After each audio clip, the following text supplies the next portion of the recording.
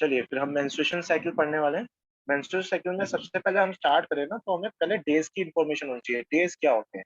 देखो, हमें पता है एक मंथ की हमारे पास मेंस्ट्रुएशन साइकिल होती है, जिसमें मोस्टली 28 टू 29 डेज की हमारी मेंस्ट्रुएशन साइकिल होती है। इसमें फर्स्ट 5 डेज में मेंस्ट्रुएशन होता है। मेंस्ट्रुएशन का मीनिंग होता है जब हमारा ब्लड होता है, एंडोमेट्रियम टूटती है, endometrium break down and they come out in the form of blood clots.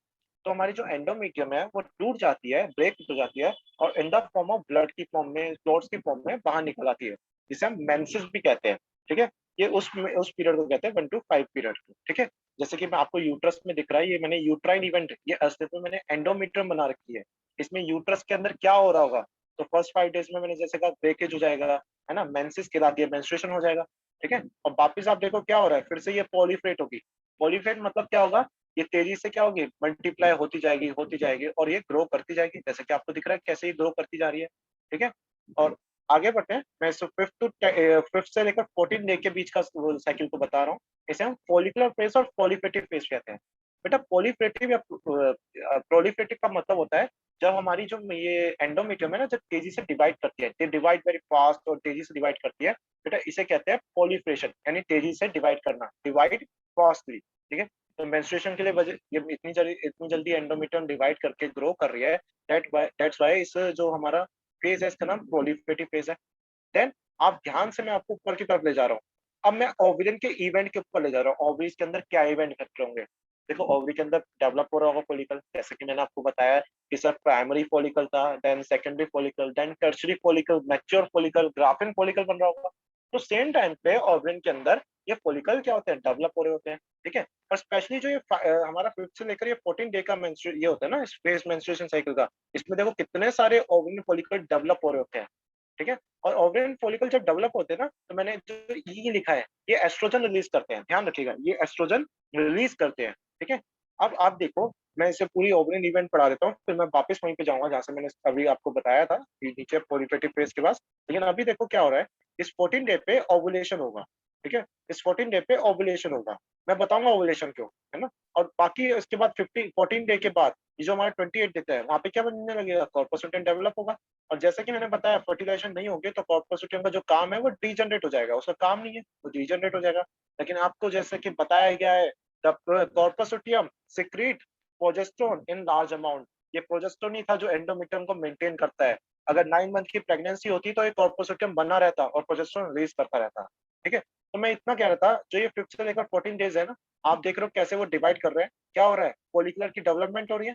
That's why this 5th to 14 day of menstruation cycle is known as follicular phase. Proliferative phase मैंने बताया क्यों कह रहे हैं, क्योंकि एंडोमेट्रियम जनरेट हो रही है। और फॉलिकुलर फेज क्यों बताया, क्योंकि इसमें फॉलिकल देखो कितनी जल्दी डेवलप हो रहे हैं। अब ना कुछ एक और फेज आता है 14 डे पे। कुछ साइंटिस्ट कहते हैं फेज है, कुछ कहते हैं ये इवेंट है, लेकिन हम जो 4 फेज की तरह से पढ़ते हैं, है ना। तो 14 डे पे एक और फेज आता है, ओवुलेटरी फेज। ओवुलेटरी, ओवुलेटरी से आपको समझ में आ रहा होगा, मैं ओवुलेशन की बात कर रहा हूँ, बिल्कुल ठीक, मैं ओवुलेशन की ही बात कर रहा हूँ। अब जो ओवुलेशन होता है वो किसके कारण होता था, ल्यूटिनाइजिंग हार्मोन के कारण। किसके कारण होता है, ल्यूटिनाइजिंग हार्मोन। और ल्यूटिनाइजिंग हार्मोन कहाँ से निकलेंगे? आपको याद है anterior lobe of pituitary gland, जब मैंने हार्मोन का पूरा रेगुलेशन पढ़ाया था, उसी में बताया था they are secreted from the pituitary hormone से, मतलब पिट्यूटरी ग्लैंड से। तो जैसे कि आपको दिख रहा है ऊपर, पिट्यूटरी हार्मोन का लेवल भी बनाया गया है। ठीक है, आप याद रखिएगा। ठीक है, आपको कोई भी कैसा भी इतना घुमा फिरा के कोई भी ऐसा ग्राफ बना के देगा, याद रखिएगा 14 डे पे जो सबसे टॉप पे जिसका लेवल होगा पिट्यूटरी हार्मोन्स में, जो टॉप पे 14 डे पे होगा, वो कौन होगा, एलएच होगा। आपको पता है एलएच क्यों होगा? क्योंकि एलएच क्या कराता है, ओवुलेशन कराता है। तो इसके लिए 14 डे पे उसकी जो अमाउंट है सबसे हाईएस्ट होनी चाहिए, और इस अमाउंट को जो सबसे टॉप होता है इसे कहते हैं बेटा एलएच सर्च। क्या कहते हैं इस टॉप को, एलएच सर्च। ठीक है, जो टॉप पे होता है इसे कहते हैं एलएच सर्च। और उसके नीचे देखिए एफएसएससी भी है, एफएसएससी भी अपना काम कर रहा होगा, उसकी भी जरूरत है। लेकिन जो टॉप होगा 14 डे पे वो एलएच होगा, because they have to do ovulation, उसे ओवुलेशन कराना होता है। ठीक है, अच्छा, इसलिए से ओवुलेशन होता है, that's why is known as ovulatory phase. अब नेक्स्ट पे चलते हैं, हमारा 14 टू 28 टू 29 डेज के बीच में जो होता है, इसे बेटा कहते हैं ल्यूटियल फेज। क्या कहते हैं इसे, ल्यूटियल फेज। असलियत में ये क्या आता है, सिक्रेटरी फेज के नाम से जाना जाता है और ल्यूटियल दोनों के नाम से जाना जाता है। मैं बताता हूँ ल्यूटियल फेज क्यों कहते हैं। याद है मैंने आपको कहा था 14 डे पे जब ओवुलेशन हो जाएगा देन LH एक और काम करता है, LH इसका जो बचा पार्ट होता है Graafian follicle cover part, to change into the corpus luteum, क्या बना देगा उसे, कॉर्पस लुटियम। और वो कॉर्पस लुटियम रहता है इस 14 से लेकर 28 टू 29 डेज पे। चाहे अगर फर्टिलाइजेशन नहीं होता वो डीजनरेट तो होगा पर रहता तो है ना। That's why this phase is known as corpus, sorry मतलब ल्यूटियल फेज। क्या कहते हैं, luteal phase. As you know they secrete the in large amount में प्रोजेस्टेरोन रिलीज करता है, बहुत सारी अमाउंट में प्रोजेस्टेरोन। इस वजह से इसे सिक्रेटरी फेज भी कह दिया जाता है ना। ये सिक्रेटरी फेज भी जाना जाता है, ल्यूटियल फेज तो है ही, साथ में सिक्रेटरी फेज भी जाना जाता है बिकॉज ये सिक्रेट क्या करता है, सिक्रेट कर सकता है हमारा प्रोजेस्टेरोन। ठीक है, मैंने आपको सब बता दिया है, लेकिन अभी भी आप देखो ओवरिन के अंदर हमारे कुछ हार्मोन का लेवल रह गया है। लेकिन देखो आपको मैंने अलग से तो नहीं पढ़ाया, लेकिन ये पढ़ा चुका हूँ। मैं बताता हूँ कैसे। क्या मैंने आपको बताया नहीं था, ओवरी ये जो एस्ट्रोजन सिक्रेट करते हैं डेवलपिंग फॉलिकल, ये डेवलपिंग फॉलिकल ओवरी के अंदर तो है, ये कॉर्पस लुटियम ओवरी के अंदर ही तो है। तो जब हमारा 5th से लेकर जो ये 14 डे था, है ना, इसके बीच में एस्ट्रोजन बन रहे थे। एस्ट्रोजन में कह रहा हूँ मतलब डेवलपिंग फॉलिकल ग्रो कर रहे थे। वो ग्रो कर रहे थे, इसका मतलब क्या रिलीज करते हैं, एस्ट्रोजन रिलीज करते हैं। दैट्स व्हाई इस फेज में 5th से लेकर 14 डेज में क्या सबसे ज्यादा होगा, एस्ट्रोजन ज्यादा होता है ना, जबकि और फेज में ये कम हो जाएगा। ठीक है। और दूसरी बात क्यों, आप देखो हमारा 14 से लेकर 28 डेज में क्या है, कॉर्पस लुटियम, और they secrete the progesterone in large amount. That's why देखो आप कैसे प्रोजेस्टेरोन धीरे धीरे था, लेकिन जैसे ही वो 14 डे के बाद कॉर्पस लुटियम बना, इसका लेवल देखो कितना हाई हो गया। ठीक है।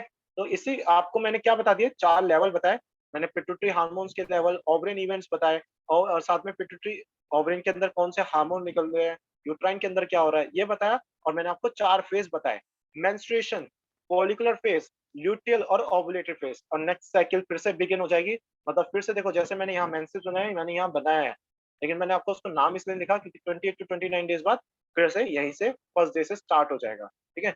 मैं आपको ये से अभी और बताता हूँ, लेकिन उससे पहले आपको ये बॉक्स समझना जरूरी है। एक छोटा सा बॉक्स भी बनाया मैंने। ठीक है।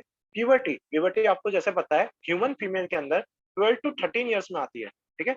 और उस प्यूबर्टी के दौरान जो फर्स्ट मेंस्ट्रुएशन साइकिल होती है, उसे मिनार्ज कहते हैं। क्या कहते हैं उसे, मिनार्ज। यानी कि जो फीमेल है वो फर्टाइल हो चुकी है, तो उसने एग प्रोड्यूस करना स्टार्ट कर दिया है, और 40 टू 50 ईयर्स तक एज की ये चलता रहता है। देखो ये इंडिया से रिलेटेड लिखा गया है, इंडिया में 40 टू 50 होती है।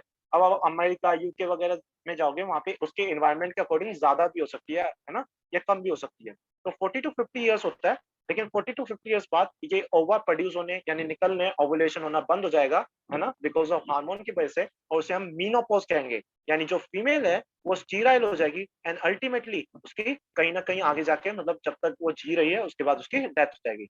मतलब 40 टू 50 डेज में मीनोपॉज हो जाएगा, इसलिए फीमेल को कहते हैं फीमेल 40 टू 50 ईयर्स के बाद, जब उसकी एज हो जाएगी 40 to 50 years, they not secrete, वो क्या करते हैं, सिक्रीट नहीं कर पाएगी हार्मोन, और क्या होगा, ओवुलेशन भी नहीं हो पाएगा। इसलिए उसके बाद वो बेबी को क्या करनी, पैदा नहीं कर सकते, किसी न्यू यंग वंस को पैदा नहीं कर सकते, बर्थ नहीं दे सकते, इसलिए उसे स्टीराइल बोल दिया जाएगा। ठीक है। तो मेरे ख्याल से यहाँ तक मैंने आपको पूरा मेंस्ट्रुएशन के बारे में बताया। मैंने कहा था अभी 2 मिनट देखो, पूरा मैंने आपको मेंस्ट्रुएशन साइकिल कैसे पूरी की पूरी डिस्क्राइब कर दी है। तो